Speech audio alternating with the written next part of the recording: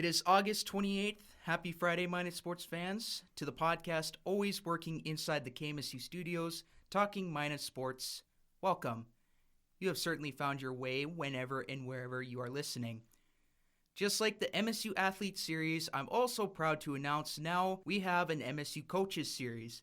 And just like the athletes, we go around and highlight a coach from any MSU athletic group. And today, we're going to start with soccer. Usually the first team to open up the new year of MSU athletics, and joining us here today is MSU soccer head coach Chris Clements. First of all, how you doing, Coach, with all of that's going on, and anything eventful in the summer going on for you? We're doing pretty well. Everything is, what is the new what is the new norm? We're kind of getting used to that and trying to figure it out. But I'm doing pretty good. Excited to welcome student athletes back to campus and students back to campus this week. So that kind of makes for a fun time. Pretty uneventful summer for me. Not much going on. We are obviously in a recruiting quiet period, so spent a lot of time in Minot, which is Minot's a wonderful place to be. I agree. So pretty uneventful. Yeah, it's certainly an exciting time, with all the students coming back to campus and seeing all the new recruits too, which I'll talk about to you here in a minute. This is just kind of a new series, again, Minot sports fans, where we showcase MSU coaches. So now, Coach Chris, just kind of tell us a little bit about yourself and your background. How did you get to Minot? That's a great question. How did I get to Minot? I guess it starts a long, long time ago. No. I came here from Hastings, Nebraska. Was at Hastings College down there in Nebraska, and came here. Really had some good conversations with Andy Carter, our athletic director, and came up here on an interview. Brought my family with me when we came on an interview. I got 3 kids at home and a wonderful wife. That moving to Minot, North Dakota, sometimes right off the bat It's not as wonderful an idea as what it actually is once you get here. Once you get here, you fall in love with the town, and it's a phenomenal place. But sometimes, North Dakota doesn't have that ring to it, which I'm sure a lot of people can relate to. Came up here on a visit. Again, went with Andy Carter and met with Dr. Shirley, and just thought it was a fantastic place to kind of move the family and start the process here at Minot State University. Yeah, once you get settled in, you kind of start to grow a love for the place. And, hearing the insight from someone who's actually, been through the process, that's just, there's some credibility there. So how much fun has it been for you being here at the university? I think it's a fantastic university. The camaraderie on campus is fantastic, whether it be the athlete and student athlete, relationships and the classes, working with the professors, working with admission staff, and then obviously the camaraderie over in the athletic department is a fantastic place to work. It's a fantastic place to coach at. So I think that's probably been one of the highlights of it so far. Not only can you see such a wide view of the city, but you also get to see firsthand the sunsets at the Herb Parker Stadium. What's that got to be like? It's awesome. It's probably one of my favorite places to take recruits is up to the press boxes and kind of look out, over the city. And I always tell them you have to imagine a full Friday evening soccer game, 8 o'clock in the evening, sun setting, leaves are all different shades.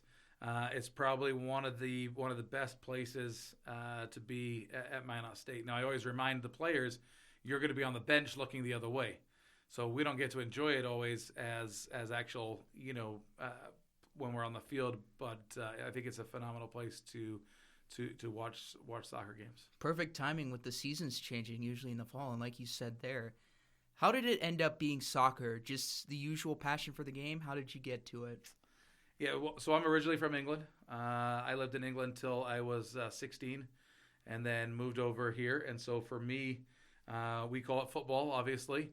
But for me, that was the only sport that I really followed. I played rugby a lot growing up. But football, soccer was my love. And so really there was no other there wasn't anything else. I joke with everybody. I never touched a basketball till I was probably 16, and I don't think I ever saw a football game till I was, probably 16 or 17 years of age. So there really was no other things other than soccer, and that was pretty much it for me. So I came over here and got involved and got into coaching at an early age. Started coaching when I was 18, and then got into the college ranks, and have been in the college ranks ever since, and just love the opportunity to be able to recruit and be able to share the love for the game with those I come in contact with. Big sports background for sure. And you just mentioned rugby. I want to ask you a little bit about that. What's that like, playing rugby, since it's not as popular over here? I joke with everybody. My biggest injury I've ever had was playing football on an intramural level, and I played 7 years of rugby. So I say rugby is not, a lot of people say it's a very aggressive, very rough sport, but there's a lot of skill to it, because the way you tackle, because you're not ever wearing pads, the way you tackle has to be a little bit more skillful and a little bit more controlled. So I loved it. It was probably my favorite sport to play, apart from soccer. So I really loved it, and really liked the freedom and the flow of the game. It's a flowing game. It doesn't stop. There's no technically downs. You play the whole entire game, offense, defense. If it's all one unit. So lots of action for sure. And unfortunately, I kind of have to play the role of Debbie Downer, which I don't necessarily want to every time, but it's currently what's going on. When you first heard of it, what was your initial reaction to the news from the NSIC canceling fall sports? Honestly, I wasn't surprised.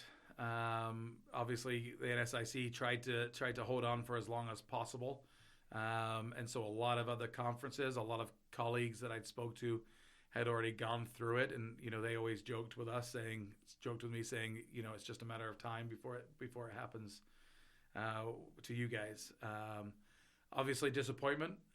You love to compete for your student athletes. You really want for them to compete and have the opportunity to represent Minot State and have that experience. But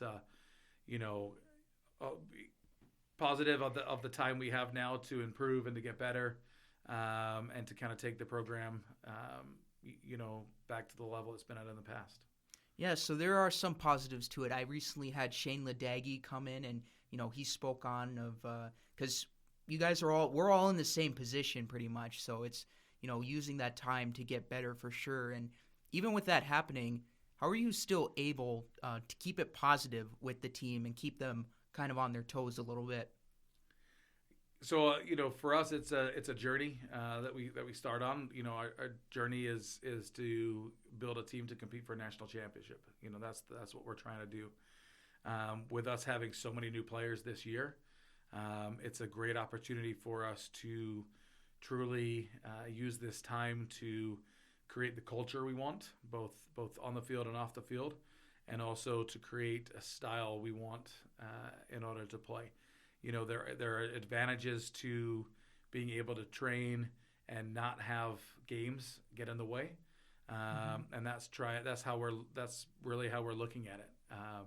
I think the test for our athletes will come in a month's time, in 2 months' time, in 3 months' time, when they haven't had the opportunity to go out there and represent and put on those uniforms and to play against outside competition, and to still keep motivated and still work just as hard as they are right now. And I think that'll come the true test of time. But I think that's kind of the focus for us right now, and that's where we're trying to head. There you go. Is there anything different you're doing with them, trying to help them stay active? It's difficult to lose fall sports, and without competition, it's pretty much a depleted feeling. How are you keeping them positive? So we're trying to do a lot of inter-squad activities. So Fridays will be our game nights, kind of like how they were before, where we will play an inter-squad game every Friday, basically starting in 2 weeks' time, obviously as long as we're allowed to. So we get a feel of playing. They get the opportunity to feel like they're playing. There'll be less coaching in those. It'll be more like an actual game feel. Free for all? pretty much? Free for all. We'll do some inter squad things. We'll pick the teams, and we'll have maybe some competition. Winners get something. At the end of it, bragging rights for a week or whatever it happens to be, to kind of help them focus on that. And then trying to vary our training schedule to where we provide opportunities for them to compete, provide the opportunities for them to maybe work on things that they normally don't get the opportunity to work on during a season. So that's kind of the biggest thing. And then obviously just preaching to them about this is the opportunity to develop, this is the opportunity to get better, and to not have, games necessarily interfere with that. Yeah, so keeping them, working in like you said, an in-game environment, that's just as close as you can get to real competition. So that's a good sign or a good message. And you kind of touched on this already, but what would your message be, not just for the soccer seniors, but all MSU senior athletes? We've spoken to our seniors, and for a lot of them, they'll probably come back. They'll want that opportunity to come back and to compete, and I completely understand that. I guess the other message is that your college career isn't defined by one season. Your college career is defined by everything you've done here, and it's not just always on the field. Your college career is defined by your academics in the classroom and the relationships that you've built, the friendships, and the ability to leave a program better than when you found it. And I think that's the thing that the seniors are going to really have to focus on. Is it's not necessarily just about the playing and the game and the results on the field. It's about the whole environment that they've been a part of here, and being able to enjoy at Minot State.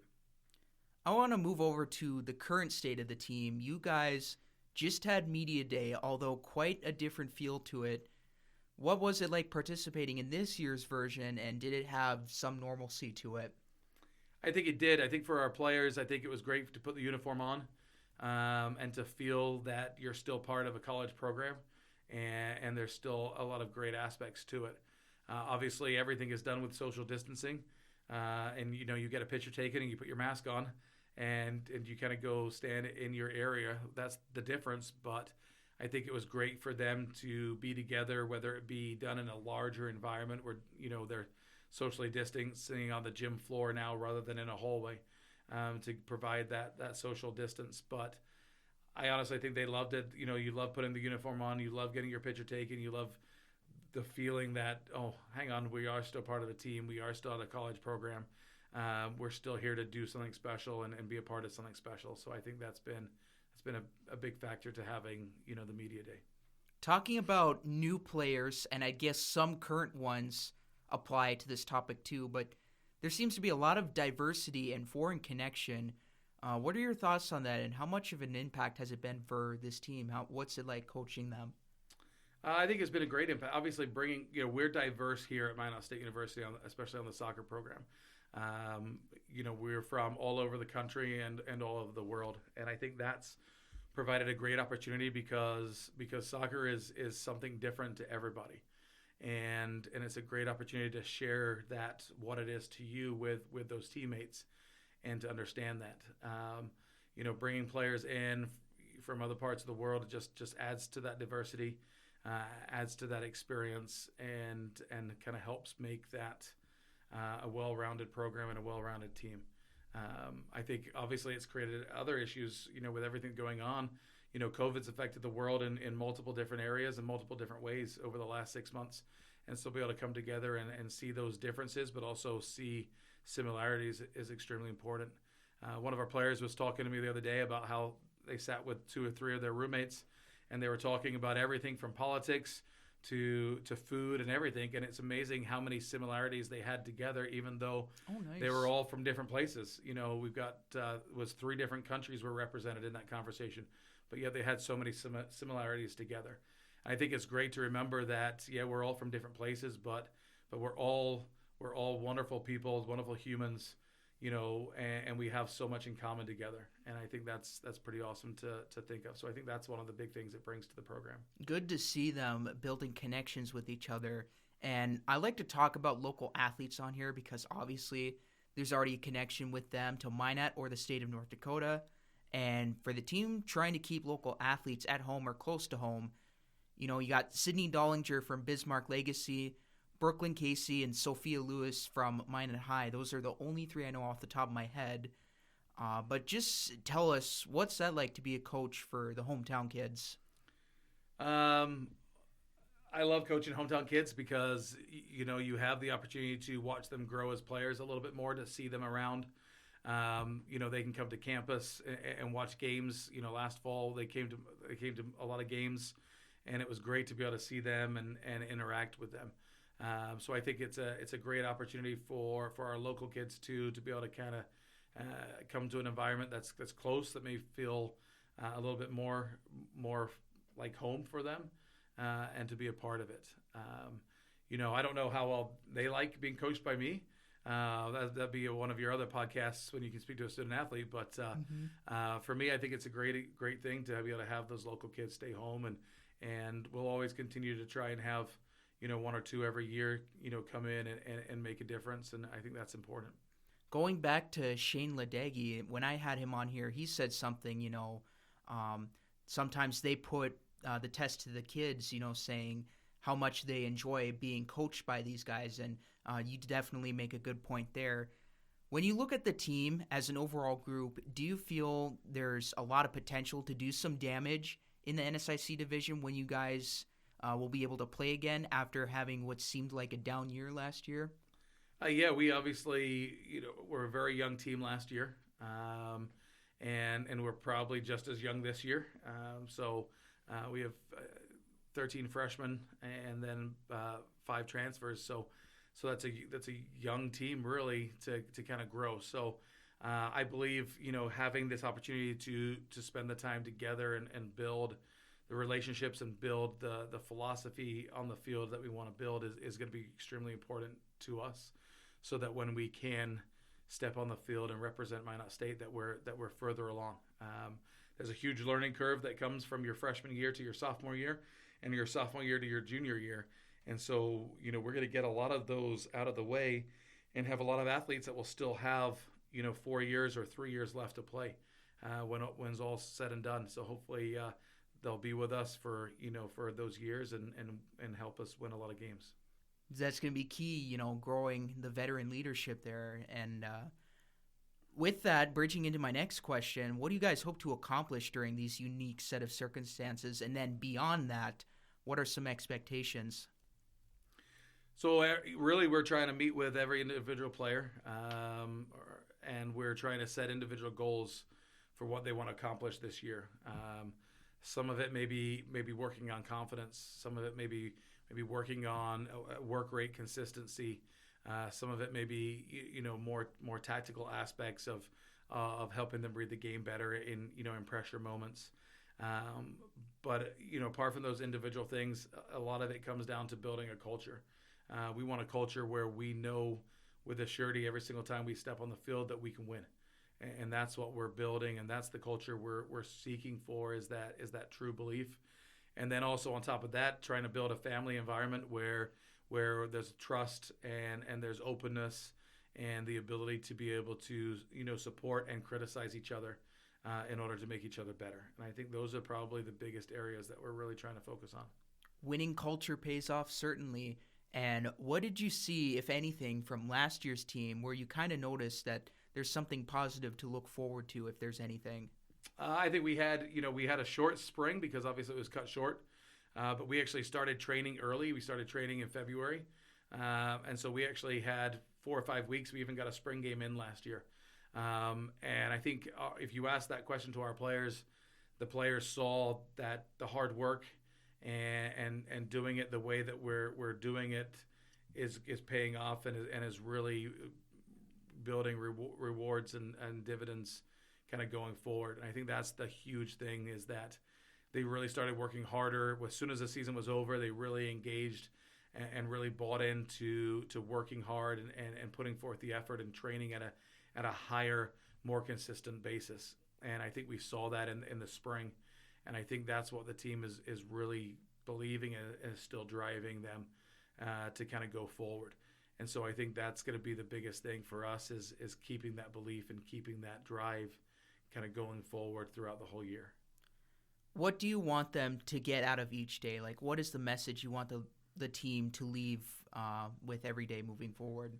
One of our core values is passion, and I think that's what we really want to leave with, is that every day you have to be passionate about what you do. Every day we step on the field, we've got to play with passion. Every time we interact with our teammates, we have to have passion for building culture. Every time you go to the classroom, you've got to have passion for the classes that you're in, for the major that you have, and you've really got to drive that. And that's got to be probably the number one thing that we try and preach to our athletes is we want to be passionate about everything that we do in our life and give 100%. And that's probably one of the biggest things that we're really preaching this fall and this spring. Just kind of want you to dig deep here. Do you have a favorite game you coached, or heck, even played in one? Is there a memorable one, in fact? I don't know if it was a favorite game, but a favorite season. I was lucky to go undefeated one year, and that was probably one of my favorite seasons, because I talked to the girls a lot about perfection, and when you're in athletics, when you're in pretty much anything, we're seeking for perfection in everything we do, and finishing a year undefeated was probably the first time I've ever been able to look to a team and say, hey, you did it. On the record books, we had 0 losses, and that's a hard thing to come by. That's something that doesn't happen to a lot of programs. And so I'd say that's probably the whole entire season was probably one of the best ones to look back on and to think about. As a player, I played a game, and it was an absolute monsoon. And I still remember that.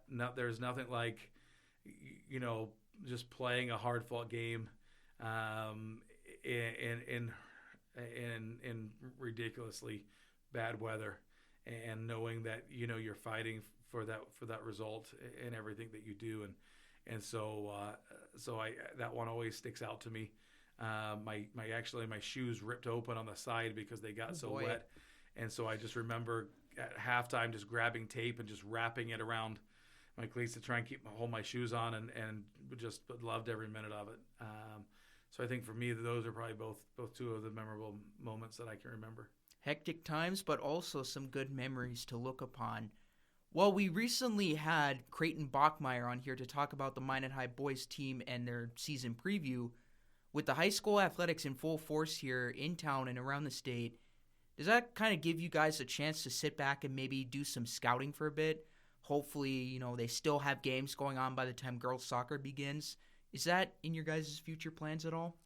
Yeah, I actually was, lucky enough to watch both high school games last week, both home games last week. And played Dickinson on Tuesday, and then Legacy on Thursday. And so I was able to watch those games, and it was great to see some of the kids from the community play and compete. And that's obviously a fantastic opportunity. So, yeah, those are things I normally don't get to do. I don't normally get to go to, high school games in the fall and watch those. So it was great to be out there and watch Creighton coach. He's done a phenomenal job there with the program, and watch the boys play, and be able to follow them. They had a great result last night. They won 6-0 against Jamestown on the road, and so yeah, that's a huge bonus that we get this time of year that I may never get again, is to be as active in soccer in the community. Yeah, like you said, keeping active and just having a good time catching out any soccer game you can. Well, with some national sports news going on with Leo Messi in his situation, give us your take on that. That's such a big move in the sports world up there in Europe. So what do you make of such a major headline like that, him switching teams? Yeah, obviously he wants to go play for, when Barcelona lost to Bayern Munich, in the fashion they did. And, I think he kind of saw the writing on the wall and wants to make a change. It's tough. It's tough because, Barcelona not wanting to give him up and telling everybody he's not for sale and he will be back next year, and, he cannot leave. That's tough to have an athlete of his fame and ability maybe not be happy. So I don't envy the new coach going into that situation.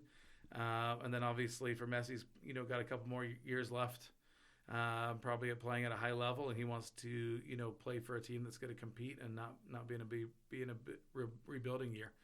So it's tough to look at it. You look at it as a coach. You can see both standpoints. You can see the coaching side and the business side of the front office, but you can also see the player side and the player wanting to, be in a different environment and experience something different. So I don't envy the decisions that have to be made and the millions of dollars that will be lost or made in the next couple of weeks.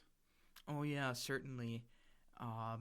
The golden ticket question, all the same for everyone that I have on here. If you could quarantine with a famous athlete, coach, or celebrity, who and why? Man. I know we had Creighton. He said Urban Meyer, Michael Phelps. Actually, Sidney Dollinger said Michael Phelps one time. Just anyone that sticks out to you?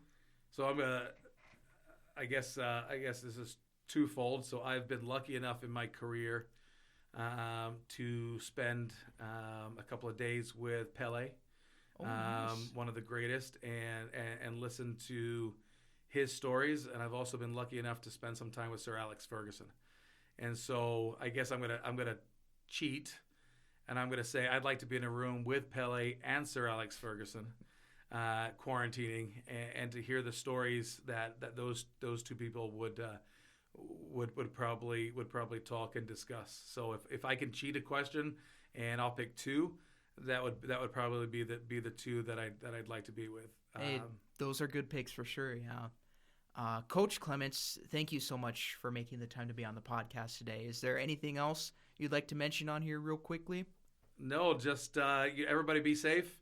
Everybody social distance, wash your hands, wear your masks. Let's hopefully we can keep athletics going forward and everybody healthy in the classroom. I love the fact that we're able to do a somewhat in-person classroom and give our student athletes and students the opportunity to experience college. I think that's such an important thing. So, as us as community members and us as campus people, we need to make sure we do everything we can to give our students a college experience. And I think that's a huge thing. And credit to the leadership on campus. I think they've done a phenomenal job navigating the last couple of months, and I don't envy the decisions they've had to make and will be making. But I know that they care for each and every one of us, and I think that's important that we represent that and recognize that and do everything we can to do that. And then I guess last shout out will be, we're in some crazy times with COVID and with elections. Remember that we're all amazing people, and everybody brings a huge value to the world we live in, and let's make sure we don't lose track of that also. Yes, shout out to university leadership, and with all stuff happening in the world right now, let's just try to make the best of it. And Coach, do you have social media pages that people can follow you on? If we you'd do, like to share yeah, that we out do. real quick? We're at on Twitter and Instagram. You search Minot State Soccer, and you'll find us. Have a Facebook account also. So love to have some more followers, and we'll be doing lots of things on social media over the next couple of months to showcase what we're doing. Awesome. And I will also take care of that to get the accounts tagged once the podcast previews have been posted. Well, thank you goes out to Coach Chris Clements of MSU Women's Soccer for being on the podcast today. Just want to remind you guys that the Minot Sports Podcast is a production of KMSU TV and Radio, with special thanks to our KMSU in-house sponsors in Joshua Strong Photography and the MSU Red and Green. Also, Minot sports fans, be on the lookout for KMSU's weekly TV show, MSU Inside Out, streaming soon on YouTube, Facebook, and local access channel 19.